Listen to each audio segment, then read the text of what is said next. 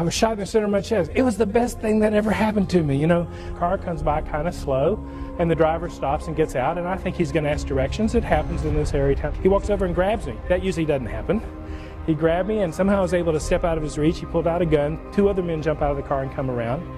And it's funny what your mind does in these moments, because I immediately started thinking about when I was a kid and they used to get beat up sneaking home from school.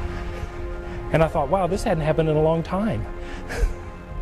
And somehow I just able to get out of his reach, and I thought, okay, what does he want? He wants to rob me, is what I thought. I'm going to go through this little movie. I'm going to say, you know, what do you want? He's going to say, give me your wallet. I'm going to give him the wallet.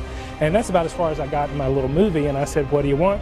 And he just smiled and shot me. He shot me with a .38, which is a pretty good sized bullet, hit me in the center of my chest.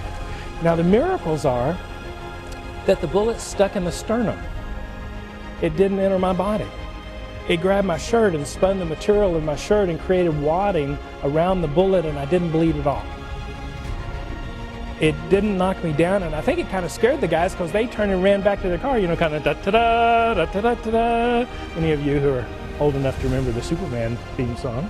So there I am standing with these guys running away with a bullet in the center of my chest. Now, I wasn't bleeding at all. It didn't knock me down.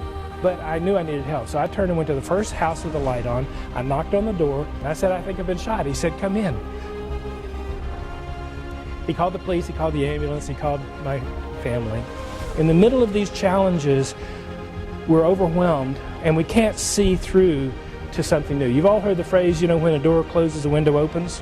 And it's hard to do that at the moment the door closed. Thinking positive, seemed okay. When we got into the ambulance, I'm thinking, this is a great story. Getting shot from a professional speaker point of view, absolutely the best thing that's ever happened to me in my life. In the middle of these things, it doesn't feel like that. I think it happens anytime anything is not the way we want it to be. When that happens, that you have a tendency to hold your breath, tense your muscles, maybe have a little self-doubt about how you're going to handle something, and then think negative and get serious. You ever notice that? You're going to learn how to recognize what I just described, what I call the automatic stress reaction, and change it to what I call the stress management response, which is just the opposite. So let's practice real quick. Everybody take a deep breath. And on the out breath, relax. And then actually smile for no reason. So let's practice that. Everybody smile for no reason. Now, while you're smiling, keep doing it. Now, while you're smiling, try to feel bad. Can't do it. Doesn't work. There's differences happening in the brain when you actually put a smile on. We tend to wait for the emotion to have the smile, but you can actually do it the other way around. So you've already done 2 steps in like 3 seconds. This is just reassuring yourself.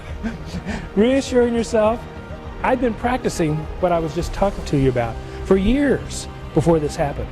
So I'm automatically, just out of habit, breathing, relaxing, reassuring myself. Then think positive.